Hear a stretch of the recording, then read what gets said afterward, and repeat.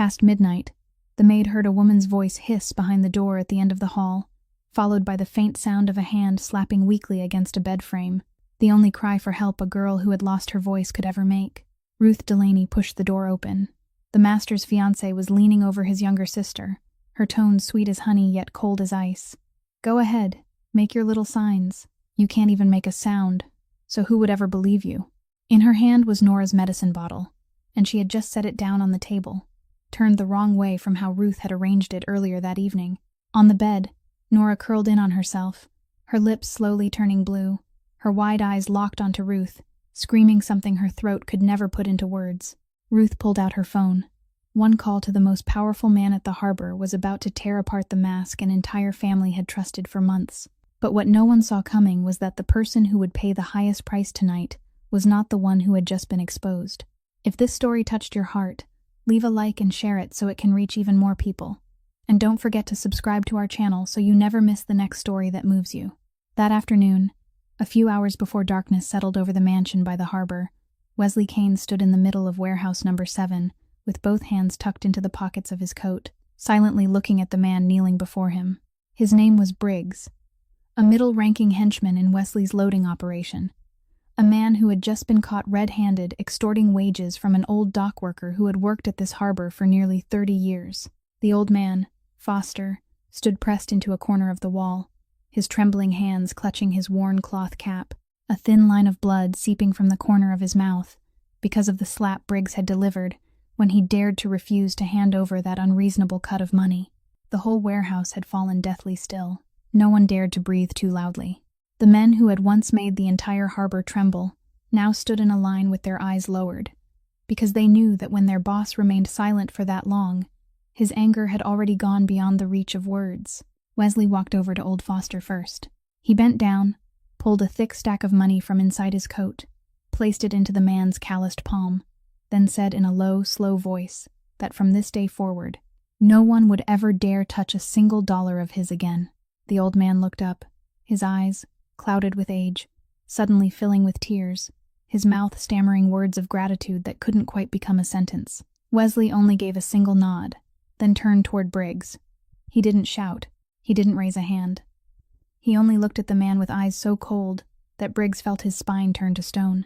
Wesley said that in this city, there was one law every man who entered his organization had to carve into his bones, and that was that the strong were never allowed to lay a hand on someone weaker than themselves for profit.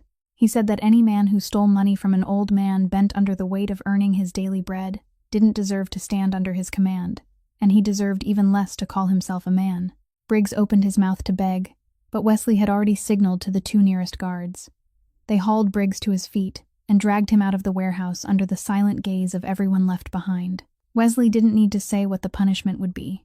Everyone in the harbor understood that being cast out of Kane's organization meant losing every place of protection, and a man like Briggs would have nowhere left to take shelter anywhere in this region. That was how Wesley Kane punished people, without noise, without staining his hands, but with a decisiveness cold enough to chill the blood. When the crowd dispersed, he remained standing alone in the vast warehouse, the afternoon sunlight piercing through the high window slits and laying pale gold streaks across the concrete floor. People called him the most powerful man on the harbor, the man who owned half of the city's underground transportation network, the man whose name even old families spoke with caution. But in that rare moment of stillness, the only thing that rose in Wesley's mind wasn't money or status, but the pale face of his younger sister recovering at home. Nora was the only blood relative he had left after their parents died, the only person in this world he truly wanted to protect. And yet work kept pulling him away from morning until night, from one negotiation to another confrontation, leaving him for weeks at a time unable to sit beside her bed for more than a few minutes. He told himself he was doing all of this for her, because he wanted to build a wall strong enough that no power could ever reach Nora. He didn't know that the wall he had worked so hard to build already had a crack in it, and that crack was inside his own house, wearing the gentle face of the woman he was about to marry. Wesley pulled out his phone, intending to call home and ask about his sister, as he still tried to do every afternoon. But just then, a subordinate hurried over to report that urgent business required him at the eastern dock at once. He hesitated for 1 second, glanced at the screen, then slipped the phone back into his pocket with a silent promise that tonight he would absolutely come home early.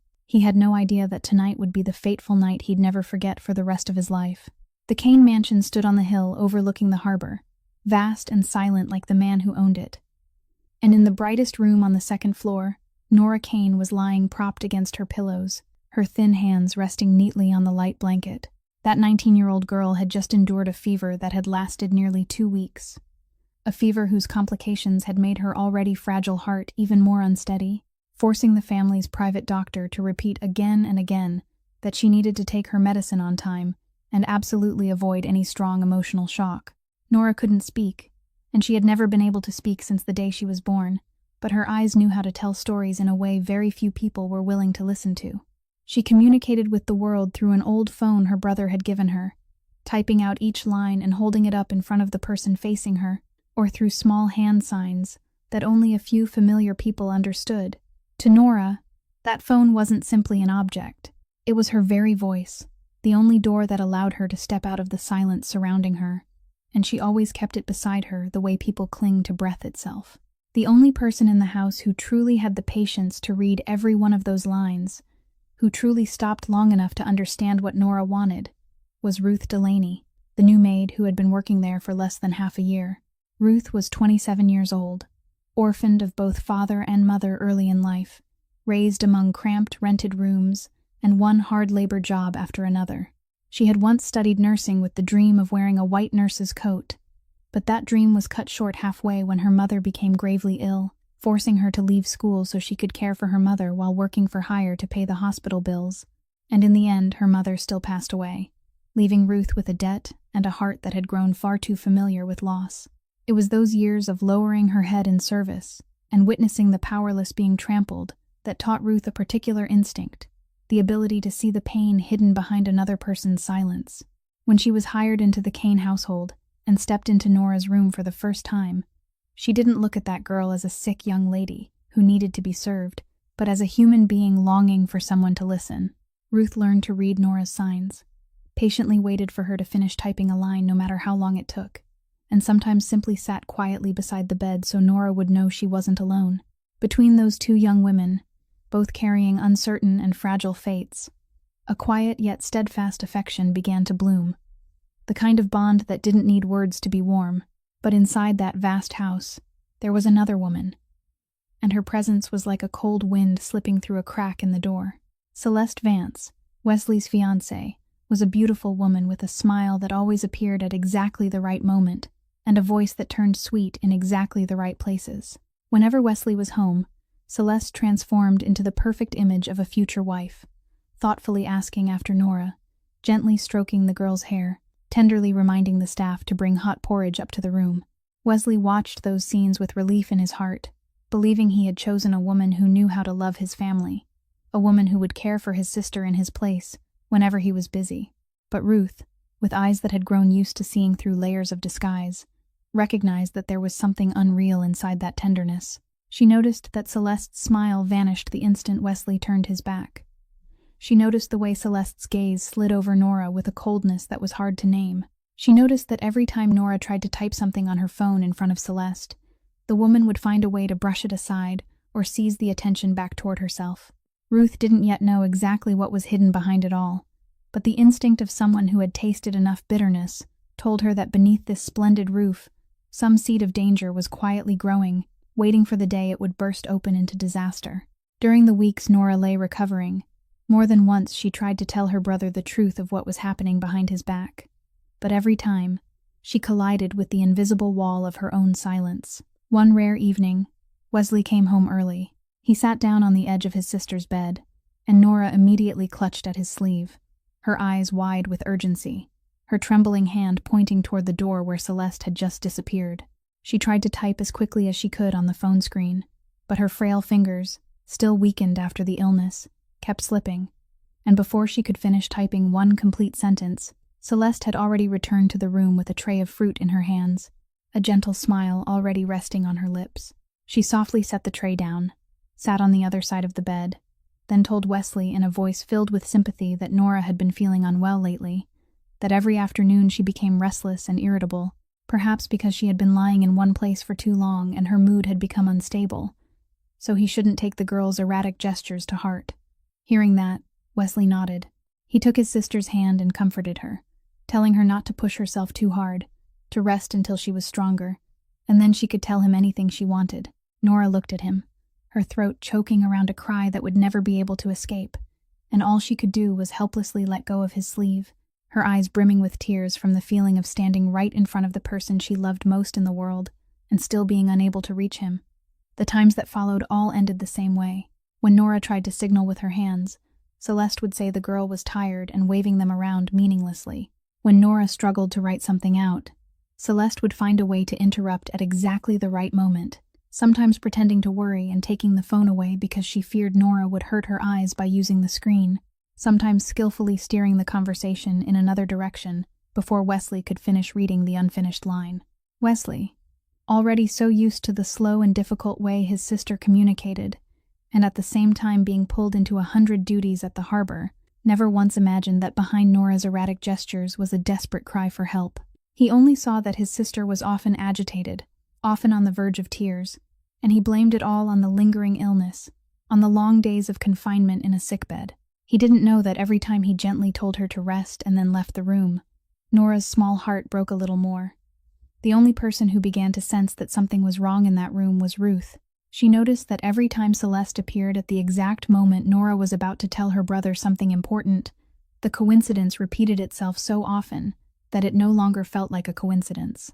She noticed that after every time Wesley left, Nora's shoulders would slump, and the girl would often lie turned toward the wall for a long while, 2 streams of tears silently soaking into her pillow. She noticed that on some days, Nora gripped the phone in her hand so tightly that her knuckles turned white, as though she were holding on to a secret she had no way to give away. One afternoon, when only the 2 of them were left in the room, Ruth gently sat down and asked the girl whether there was something she wanted to tell her brother but hadn't been able to say. Nora snapped her head up, her eyes blazing with a fierce spark of hope. She nodded again and again, her lips moving in vain, then reached out and tried to type on the phone. But at that very moment, Celeste's footsteps sounded in the hallway, and Nora immediately hurried to hide the phone beneath the blanket, her whole body going rigid with fear. In that instant, Ruth understood that the girl's fear was real, that the person who made her hide things and tremble like that wasn't some stranger, but the very woman who was about to become her sister-in-law. The instinct in Ruth's heart shifted from something vague into a clear and growing worry, and she told herself that she would have to watch even more closely what was happening behind the door of the room at the end of the hall. That night settled over the mansion with an unusual stillness, and when the great clock in the hall struck 9, Wesley received an urgent call from the Eastern Dock, reporting that there was an important shipment he needed to handle in person before the night was over. He stood on the staircase, hesitating as he looked toward the hallway that led to his sister's room, a vague guilt rising in his chest that he couldn't quite name. Before leaving, he stopped by Nora's room, bent down to tell his sister to try to sleep well, and promised that when he came home the next morning, he would sit with her for a long while. He also turned to Celeste, who was standing quietly nearby with her familiar, gentle expression, and asked her to look after Nora for him that night. Celeste smiled and nodded, placing a hand over her chest with a sweet promise that he could rest assured she would care for the girl as if Nora were her own sister. Wesley looked into those eyes and felt his heart ease, never imagining that the smile he had just seen would vanish the moment the sound of his car engine disappeared beyond the iron gate. As soon as the convoy rolled out onto the sloping road leading down to the harbor, the house sank into silence, and Celeste's true face began to emerge in the darkness. She wasn't in a hurry, and she wasn't flustered, because she had been waiting for this moment for a long time, and had calculated every move with a coldness frightening enough to chill the bone. She knew very well that Nora's fragile heart, after the fever, now depended completely on the pills placed on the small table beside her bed. The pills the private doctor had repeatedly instructed must be taken at the proper dose and at the proper time, or the consequences would be impossible to predict. And that very dependence had become the fatal opening Celeste intended to strike. She walked into Nora's room at an unhurried pace, carrying a medicine bottle that looked exactly like the girl's, except that the pills inside had been replaced with ones of the wrong dosage, a medicine that looked no different on the outside, but was strong enough to push a weakening heart into danger. She sat down on the edge of the bed, looked at Nora with eyes that no longer held even the smallest pretense of warmth, then picked up the real bottle from the table and silently switched it with the altered one. Nora lay in bed and witnessed everything, her eyes widening in horror. She understood at once what this woman was doing, and she struggled to sit up, her hands reaching desperately as she tried to snatch back the real bottle, her mouth opening around a cry that would remain forever silent.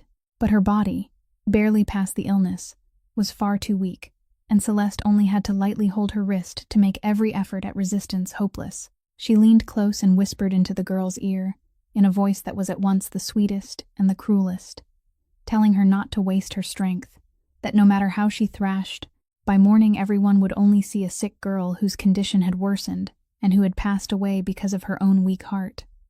A death so natural that no one would suspect the slightest thing. She said it was time for the burden named Nora to be lifted from her life, so that her path into the Kane family would be wide open and no longer held back by any obstacle. Nora listened to every word as tears streamed down her face, not because she feared death, but because of the crushing helplessness of knowing that this horrifying truth would never reach her brother's ears. Celeste placed the fake medicine bottle back in the exact spot on the table, but in her haste as she let go of it, she turned it slightly out of position, with the label facing outward instead of inward, as Ruth always arranged it with careful precision every night. She paid no attention to that tiny detail, because in her eyes, how could a poor lowly maid ever be sharp enough to notice something so small? She straightened, smoothed the folds of her dress, and prepared to let her final, poisonous words fall over the girl curled up on the bed, not knowing that in the dark hallway outside, a figure had stopped before the half-closed door and was listening to every sound coming from inside the room. Ruth couldn't stand still for one more second. She shoved the door open and stepped straight into the room, cutting off the poisonous sentence still unfinished on Celeste's lips. The woman whipped around in shock, her face going pale for a fleeting instant at being caught. But in the blink of an eye, she recovered that false composure, curved her lips, and asked what kind of brazen maid dared barge into a room on her own in the middle of the night. Ruth didn't bother answering her, her eyes immediately fixed on Nora, who was curled up on the bed with blue-tinged lips and broken, uneven breaths. Then she looked toward the medicine bottle sitting at the wrong angle on the table, the tiny detail she had kept pinned in her mind all evening. In that instant, all the scattered pieces from so long before suddenly locked into place, and Ruth understood at once what had just happened. She rushed to the bedside and caught Nora's limp body, slipping one arm around the girl's shoulders to hold her upright so she could breathe more easily. Celeste stepped forward, intending to drag Ruth away, her voice sharpening as she ordered the maid to let go and get out of this room immediately, if she didn't want to lose her job. But Ruth lifted her head and looked straight into the woman's eyes with a firmness even she herself hadn't known she possessed. She said she had heard everything, seen everything, and she wouldn't let Celeste lay another finger on Nora. The two women struggled for a moment, Celeste trying to reach for the girl while Ruth shielded Nora with her whole body. And with a strength born from long-suppressed rage, Ruth managed to shove her back several steps, just enough time to gather Nora up and shift her to the other side of the bed near the door. Knowing she couldn't keep arguing with someone as dangerous and cunning as Celeste, Ruth decided to hold her ground inside this very room instead of risking carrying the girl out into a house full of servants when she didn't yet know who stood on whose side. She backed away, pulling Nora with her, then quickly slammed the inner bathroom door shut and turned the lock, keeping Celeste outside. Furious pounding struck the door, followed by Celeste's threats echoing in. But Ruth no longer had the mind to care, because all her attention now poured into the life fading in her arms. She propped Nora against the wall, knelt in front of her, and the unfinished nursing knowledge from years ago, which she had thought had long fallen asleep, suddenly came alive again in every movement of her hands. She placed a hand on Nora's chest and felt the girl's heartbeat fluttering wildly and weakly. She loosened Nora's collar so she could breathe more easily, tilted the girl's head to one side in the proper position, then spoke softly to reassure her, telling Nora to look into her eyes and try to breathe slowly to the rhythm Ruth counted. The girl gripped Ruth's hand as if clinging to the last life raft in the middle of a deep sea, her eyes still wide with terror, but she held on to Ruth's gaze and fought to endure. Ruth knew very well that what she was doing was only a temporary measure to hold Nora there, that the only thing that could truly save her now was the correct medicine Celeste had switched, the very thing Ruth couldn't possibly get inside this locked room. The girl's crisis was waiting to flare at any moment. Her skin was growing colder, and her fingers had begun to tremble in waves. But the breathing Ruth was struggling to maintain was still there, fragile, but not yet gone. She understood that she couldn't rely on her bare hands forever. She needed help, needed medicine. needed someone with enough power to tear through every barrier surrounding the two girls. And there was only one person in the world who had all of those things. Ruth slipped her hand into the pocket of her apron and pulled out her phone, her trembling fingers moving quickly across the screen to find the name she knew was the only hope left in this night. Across the city, inside a cold warehouse at the Eastern Dock, Wesley Kane was sitting across from a group of people he had to negotiate with in order to settle the disputed shipment, the air stretched tight like a violin string about to snap, every word heavy with calculation. Just as the conversation was reaching its most dangerous point, the phone in his coat pocket vibrated, and on the screen appeared a name he had never once seen calling him before, the name of the new maid who had been working in his house. Wesley froze for a beat, because in the nearly half a year Ruth had worked under his roof, she had never once called his private number. The instinct of a man who had lived through too much told him something was wrong. He lifted a hand to signal for the whole room to be silent, ignoring the irritated frown of the man across from him at being interrupted, then pressed the phone to his ear. Ruth's voice came through, broken and trembling but clear in every word, telling him that Nora was in critical condition, that the girl's heart was weakening very quickly, and that Celeste was the one who had attacked his sister. For one moment, the entire world around Wesley seemed to sink into silence. The blood in his body turned cold, his ears rang, and all he could hear was the frantic pounding of his own heart. He gripped the phone so tightly it seemed ready to shatter, his voice dropping into a register so cold that the men seated around the table shuddered, and he asked Ruth whether she was certain of what she had just said. Ruth answered that she had seen it with her own eyes, that she was barricaded inside the room with Nora, and was doing everything she could to hold on. But the girl needed the correct medicine, and needed him home right now, or it wouldn't be in time. Wesley didn't ask another question. He shot to his feet so abruptly that the chair crashed to the floor, swept every unfinished negotiation aside, threw the stunned men one sentence that the meeting ended here, then strode toward the door with the speed of a beast that had just heard its own child cry for help. He rushed into the car, ordered the driver to race back to the mansion as fast as possible, and as the vehicle roared through the city night, two opposing scenes wove into each other. In the locked room on the hill, Ruth was still kneeling before Nora, her mouth never stopping as she counted each breath for the girl to cling to, one hand pressed against the chest, rising and falling so weakly, her ears still clearly hearing Celeste's furious hissing behind the door. On the sloping road leading down from the harbor, Wesley sat in the back seat, with his jaw clenched tight, the streetlights flashing across his hardened face, and in his mind there was only the image of his sister's pleading eyes, the eyes he had unknowingly failed to see for so long. He blamed himself for trusting Celeste's gentle mask too much, for letting work sweep him away until he had failed to recognize that right beneath his own roof, his sister had been crying out for help in silence.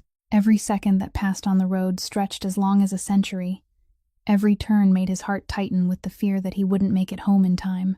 In the small room, Ruth felt Nora's hand growing colder in hers, and she bent down to whisper to the girl that she had to hold on. Her brother was almost home. She only needed to stay strong a little longer. Two roads, two people, bound by the same urgent heartbeat moving toward one life, wavering on the line between life and death, and both of them knew that tonight would decide everything. When Wesley's convoy tore through the iron gate and braked hard in front of the mansion steps, he could already see the house blazing with light and hear the commotion spilling down from the second floor. But Celeste was cunning, and in the short stretch of time between Ruth's phone call and his arrival, she had managed to stage a perfect performance to turn the entire situation upside down. She had called several servants who owed her favors and obeyed her up to the second floor, sobbing pitifully as she told them that Ruth, the maid, had broken into Nora's room in the middle of the night, struggled with the girl and caused her to have an attack, then barricaded herself in the bathroom and refused to let anyone in so she could hide what she had done.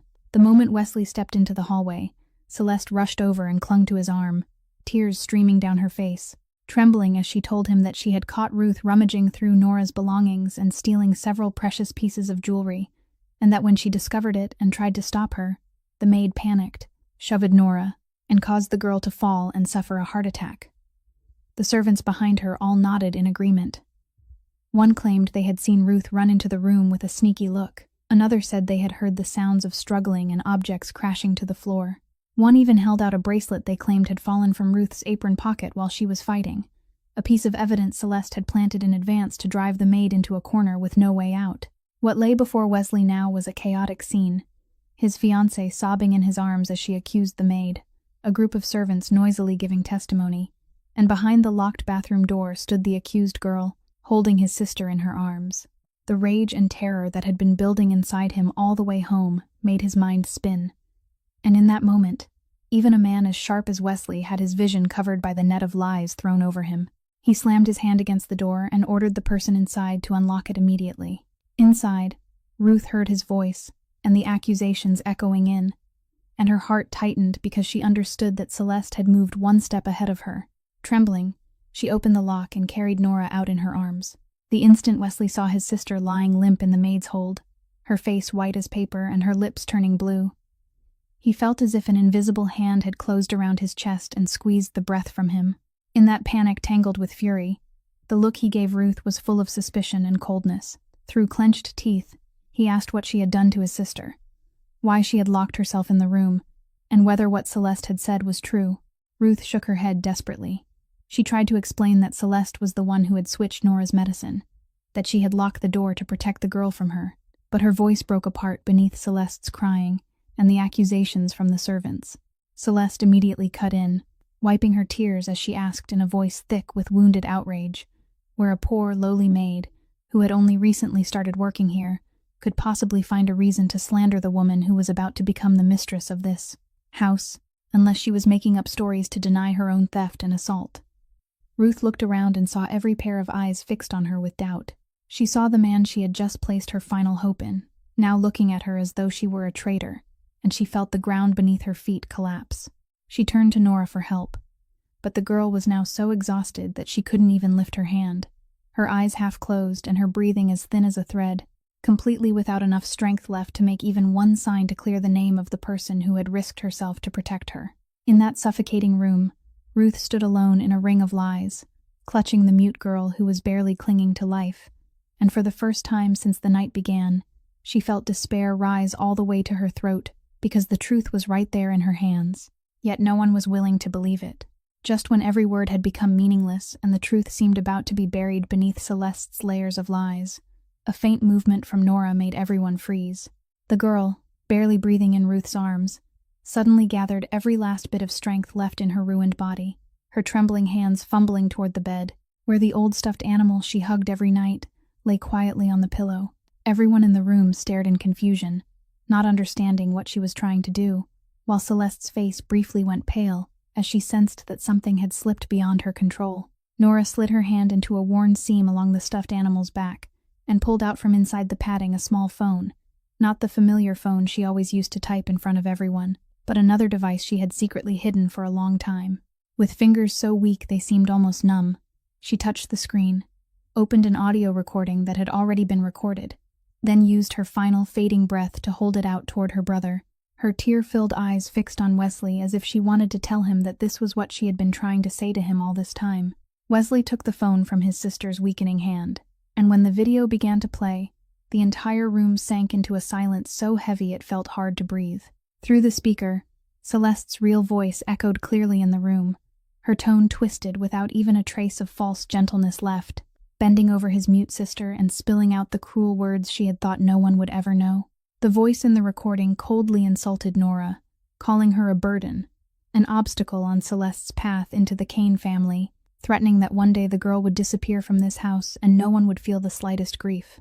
The audio also captured the sound of Celeste roughly swatting Nora's hand away each time the girl tried to ask for help, and the way she waited for the moments when Wesley was away from home to pour her cruelty onto the girl behind that carefully worn mask. Word after word, sentence after sentence, everything was laid bare before the most powerful man on the harbor.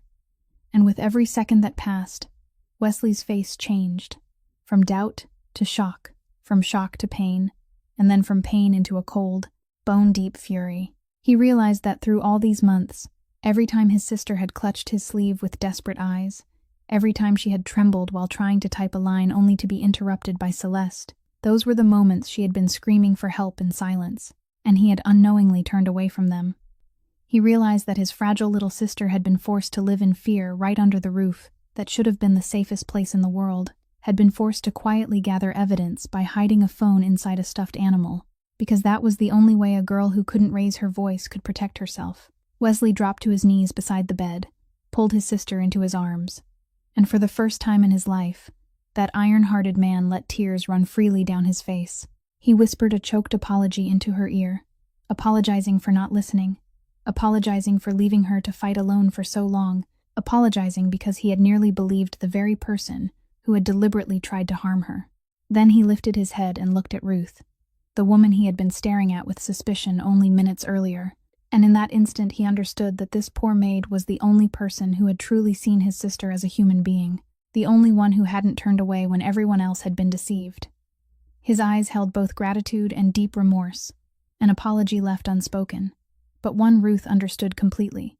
The moment the video ended, Celeste knew she had been driven into a corner.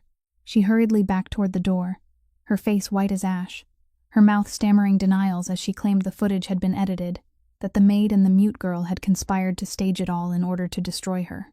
But Nora still hadn't let go of the phone, and with the last scraps of strength left in her, the girl touched the screen one more time, opening not another video but a long chain of messages she had accidentally captured during the days she lay sick, when Celeste had thought she was lost in sleep and carelessly exposed the screen of her own phone. Wesley took the device, his eyes moving over each line, and the more he read, the darker his face became, like the sky before a storm. Those messages were a secret exchange between Celeste and a name Wesley knew far too well, Roland Pike, the leader of the rival force that had always watched for a chance to swallow the Kane Empire whole. It turned out the woman he was about to marry didn't merely hate his sister. She was also playing a calculated double game. In those messages, Celeste agreed to feed Roland confidential information about transportation routes, business connections, and weak points in the Kane system, in exchange for a massive sum of money transferred into her private account. She wrote that she wasn't sure she could actually marry Wesley, because he was too busy and too cold, and because he was still burdened by the sickly little sister she despised, so she had to secure an escape route for herself. She calculated that if her plan to enter the Kane family succeeded, she would seize the entire fortune, and if it failed, at least she would have already scraped together enough money from Roland to disappear far away. Nora's death, in her cold calculation, was only one step toward clearing the obstacle from both of those paths. When Wesley understood the whole truth, he felt a chill run down his spine, not from fear, but from utter disgust. He realized he had been betrayed not just once but twice, deceived by the woman who stood beside him every day inside his own home, and he had almost handed both his family and his life's work over to someone who had been quietly selling him out to his enemy. The man who had always remained calm and in control of everything now rose to his full height, set the phone down with terrible gentleness, and when he turned to look at Celeste, there was no warmth left in his eyes, only the coldness of a man who had completely seen through the true face of the person standing before him. Celeste backed up until she hit the wall, every excuse strangled in her throat beneath that stare. Wesley spoke, his voice low and slow, but every word seemed carved into stone. He said he had forgiven many people for their mistakes, but he had never forgiven, and would never forgive, anyone who dared lay a hand on his own blood in exchange for money. He ordered his guards to block every exit of the mansion, and not allow her to take a single step out of his sight. Celeste screamed and begged, changing her tone as she pleaded that she was only a victim Roland had forced into obedience, but no one in the room believed even one word from her anymore. In the middle of the fury rising inside him, Wesley still didn't forget the most important thing. He glanced at his sister, who was fading in Ruth's arms, and understood that the reckoning with the traitors could wait, but Nora's life couldn't wait another second. At the very moment Wesley finished giving the order to seal off the mansion, a faint sound from Nora made everyone's heart seem to stop, the sound of the phone slipping from the girl's hand and falling onto the mattress, followed by the way her body suddenly went limp in Ruth's arms. The maid bent down in a rush, pressed her ear to the girl's chest, and her face instantly changed when she could no longer hear any heartbeat, only a terrifying silence where there should have been the sound of life. Ruth screamed that Nora's heart had stopped, that the girl wasn't breathing anymore, and that scream pulled Wesley out of his fury and threw him straight into the greatest horror of his life. Unlike the crisis before, when the girl's heart had still been fluttering wildly and her breath had still been faintly clinging on, this was a complete collapse, the thinnest boundary between life and death. But Ruth didn't allow herself to panic. The instinct of someone who had once been trained in nursing rose up stronger than ever, and she immediately laid Nora properly on the floor where there was a firm, flat surface, stacked both hands over the center of the girl's chest. and began pressing down in steady, decisive rhythms while shouting for everyone to call the medical team at once. Wesley didn't hesitate for even a second. He pulled out his phone and called the private doctors that a man in his position always kept stationed near the house for family emergencies, ordering them to come immediately with all their emergency equipment. While they waited, with every second stretching endlessly, Ruth never stopped. She performed chest compressions in a steady rhythm, then bent down to breathe air into the girl, sweat breaking across her forehead. But her hands didn't tremble at all, because she knew that if she paused for even one beat, that fragile thread of life might snap completely. Wesley knelt beside her, gripping his sister's ice-cold hand, his mouth calling her name again and again, the voice of that iron-hearted man breaking into trembling pleas he had never once spoken before anyone in his life. Only a few minutes later, the medical team rushed in with a stretcher, an oxygen tank, and a defibrillator. They quickly took control of the scene, while Ruth moved back to make room. Yet she remained kneeling close beside them to assist, her hand still holding Wesley's, as though she were helping him cling to hope. The lead doctor swiftly attached the electrodes to the girl's chest, his eyes fixed on the monitor where only a lifeless straight line ran across the screen. He called out for the shock to be prepared, and ordered everyone to stand clear. The sharp whine of the machine charging filled the room, then the first shock passed through Nora's small body, making her lift slightly, but the straight line on the screen remained quietly unchanged. The entire room held its breath. Wesley squeezed Ruth's hand so tightly it hurt, his eyes pinned to the monitor, begging for some sign of life. The doctor raised the charge, shouted for everyone to stand clear again, and the second shock passed through her, but still, only cruel silence answered. Ruth felt tears spill from her eyes, but she bit her lip and refused to let herself collapse. She whispered a prayer and softly called the girl's name, begging her not to let go, begging her to stay with the people who still needed her so desperately. The doctor injected a heart-stimulating medication, then raised the charge one final time. He said this was the last chance, and the whole room poured every remaining fragile hope into that fateful shock. When the current passed through her, Nora's body lifted slightly, then fell back down, and for a moment that seemed to stretch through eternity, nothing happened at all, only the steady sound of the machine and the held breaths of everyone around her. Then suddenly, on the monitor, a tiny line flickered upward, followed by a faint beep, then another, and then another, each fragile heartbeat beginning to knock its way back like life itself finding the door home. The doctor cried out that the girl's heart had started beating again, that her pulse had returned even though it was still very weak, and the whole room broke open into choked breaths of relief. Nora slowly parted her eyes, and the first image that entered her blurred vision was the tear-soaked face of her brother bending over her, beside the maid who had fought death itself and won her back. While Nora was moved by the medical team into a quiet room for monitoring and recovery, with Ruth staying beside her and not leaving even half a step, Roland Pike, on the other side of the city, had already sensed that his plan was falling apart. He knew that once the messages recording the agreement between him and Celeste fell into Wesley's hands, it would be no different from a death sentence hanging over his head, because not only would the plot to take over the Kane family be exposed, but his entire underground business network would also be in danger of collapsing with it. As a man used to acting before his opponent had time to make a countermove, Roland immediately sent a team of his men to storm the Kane warehouse by the harbor that very night, the place where important documents and ledgers were kept, intending to seize or burn every piece of evidence that could incriminate him before Wesley had the chance to use it. But he had badly underestimated the man he was trying to outmaneuver.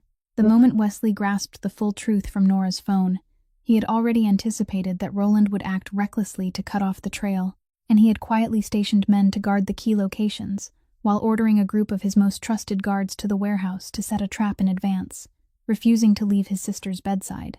When Roland's men broke in under cover of darkness, believing they would easily succeed, they were stunned to realize they had walked straight into the net Wesley had laid for them. The lights in the warehouse blazed on, and Wesley's right-hand man stepped out of the shadows with a composure cold enough to chill the blood, standing among the towering stacks of crates, as if he were standing in the middle of his own untouchable territory. In a calm, low voice, he told the men that they had chosen the wrong place to step into, and that the man who had sent them there didn't even have the courage to show his own face. The confrontation erupted inside the vast warehouse, but it wasn't a bloody brawl. It was a display of overwhelming force in both strategy and presence. Wesley's men, well trained and familiar with every corner of the place, quickly gained the upper hand, sealing off every exit and subduing each intruder one by one with clean, decisive control. The trusted lieutenant moved through the struggle with the calm of a man who already held victory in his hand, issuing commands through brief gestures, directing his men to surround and capture the enemy, without allowing the situation to spiral beyond control. He didn't allow the clash to become a tragedy, because what he wanted wasn't destruction, but the complete submission of those who had dared set foot in his territory. One by one, Roland's men were disarmed and forced to surrender, driven into a corner of the warehouse under the strict watch of the Kane guards. When the leader of the intruders realized that the plan had failed completely and that every path of retreat had been cut off, he dropped his weapon in resignation, understanding that he had fallen into the hands of an opponent far greater than the man who had ordered him there. He stepped up in front of the leader of the intruders, looked straight into his eyes, and told him to deliver a message to Roland Pike from Wesley Kane, stating that anyone who dared touch his family, anyone who dared use the weak to carry out a filthy scheme, would pay the price to the very end, not through blind violence, but through the very rules Wesley would impose on him. Throughout that entire confrontation, not once was Nora's name or her fragile figure dragged into it, because Wesley had given an absolute order to keep his sister and Ruth in the safest place, completely far away from every danger and every act of violence, so those two young women would have to focus only on fighting their way back to life. When everything in the warehouse had been brought fully under control and the space returned to stillness, the right-hand man immediately called Wesley to report that the threat had been neutralized. He understood that subduing this group of men was only the first step, that the true mastermind behind it all was still out there, unpunished, and that both Roland and Celeste would have to face consequences equal to what they had done. But he also knew that the proper punishment for people like them wasn't found in fists or bullets, but in something else, something that would strip them of everything they had ever relied on and desired. He took out his phone and began arranging the final move, the move that would close this entire tragedy in a way no traitor could ever have expected. Wesley understood that a man like Roland Pike would never truly fall because of fists or bullets, because he was far too used to living among violence and always knew how to crawl his way out of bloody confrontations. But there was one thing he couldn't possibly withstand, and that was having every one of his sins dragged into the light, while the people who had once knelt at his feet turned their backs on him and walked away. Instead of rushing into a war that would damage both sides, Wesley chose a calmer path, but one many times more devastating. He gathered all the evidence Nora had bravely collected, from the dark messages of agreement between Celeste and Roland, to the documents proving the plot to take over the Kane family and the illegal deals Roland had kept hidden for so long, then copied them into multiple sets and handed them over to the most trustworthy people of authority in the city. People Roland couldn't bribe or threaten. At the same time, he carefully allowed evidence of Roland's betrayal to reach the ears of Roland's own closest allies and most trusted subordinates. When his business partners realized Roland was the kind of man willing to betray even the person sharing his pillow for profit, when the men beneath him understood that their leader had been backed into a dead end and no longer had the ability to protect anyone, the empire he had spent so much effort building began to crack, then crumble from within. One by one, people left him.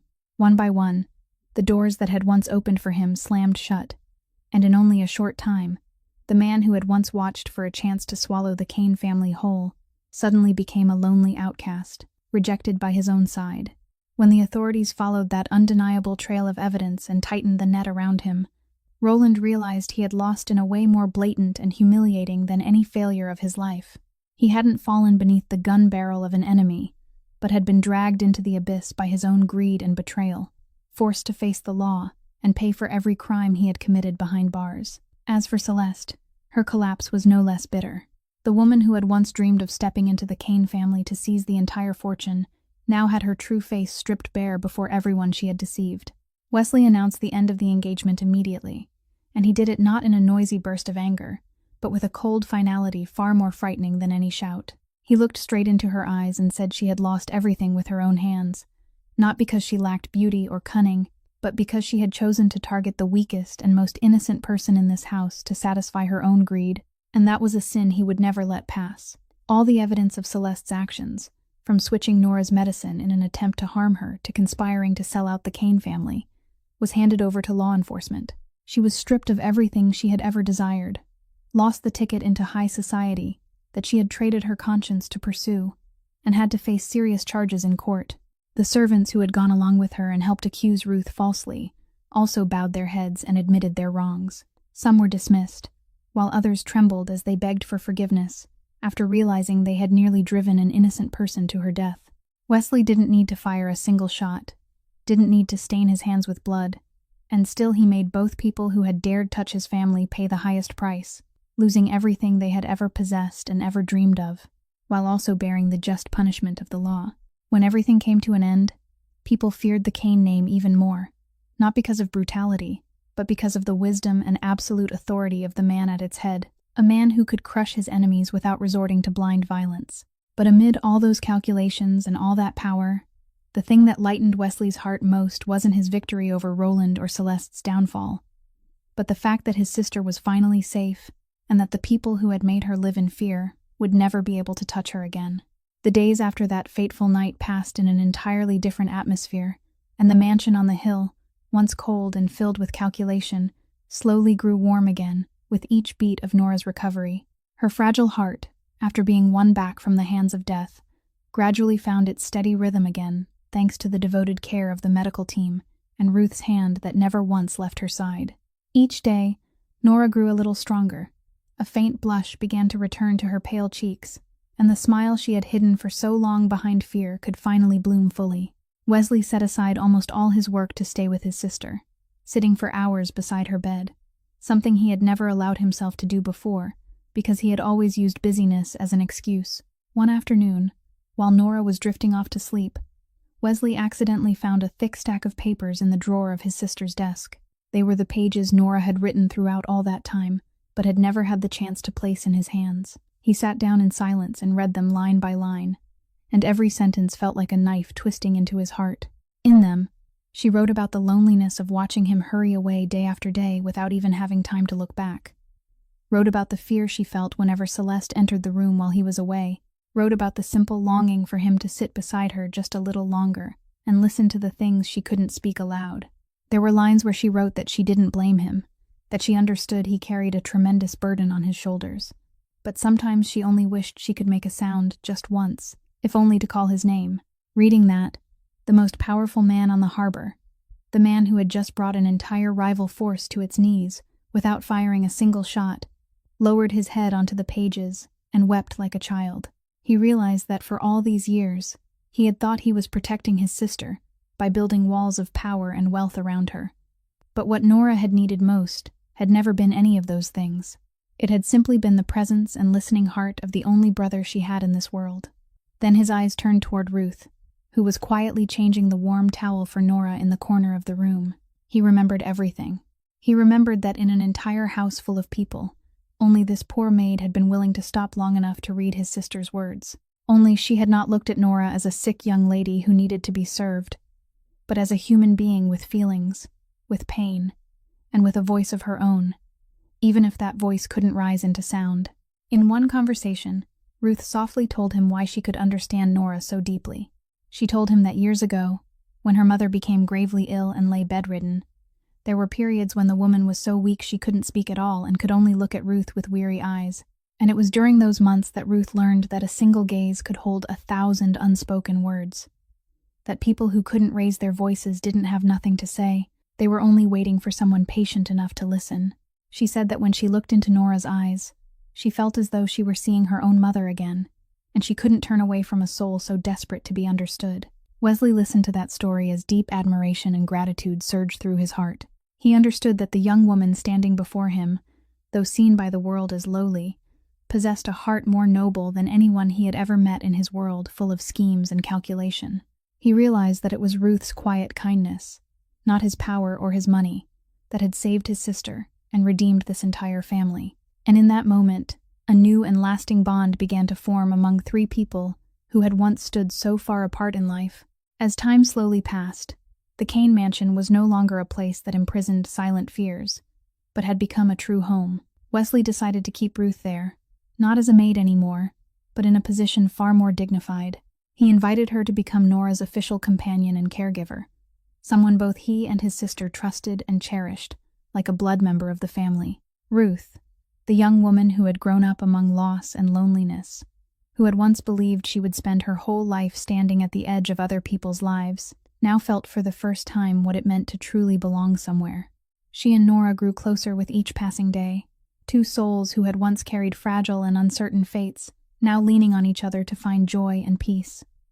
Nora recovered day by day.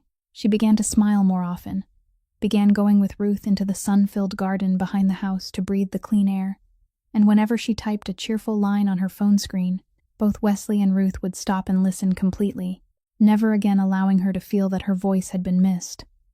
Wesley had changed too. That powerful man learned that true strength didn't lie in how many enemies he could bring to their knees, but in whether he was willing to stop and listen to the weakest people beside him. Their story closes with a simple yet profound lesson, that the worth of a human being has never been measured by whether they are healthy or sick, perfect or imperfect, useful or a burden in someone else's eyes, but by the dignity that belongs to them simply because they are human. The vulnerable, the ones who can't raise their own voices to defend themselves, aren't people who deserve to be abandoned or looked down upon. On the contrary, they deserve even more to be heard, protected, and cherished.